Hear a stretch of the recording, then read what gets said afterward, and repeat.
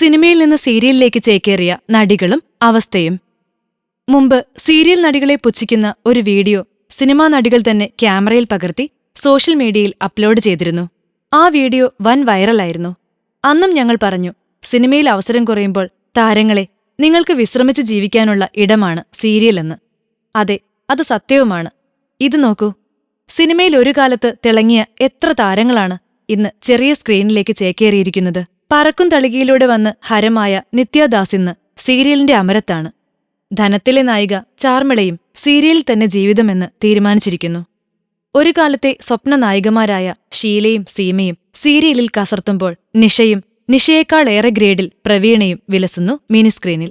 നമ്മെ വിട്ടുപിരിഞ്ഞ രേഖാമോഹനും സീരിയലിലെ ദുഃഖപുത്രിയായിരുന്നു. ഇനിയും എത്ര താരങ്ങൾ!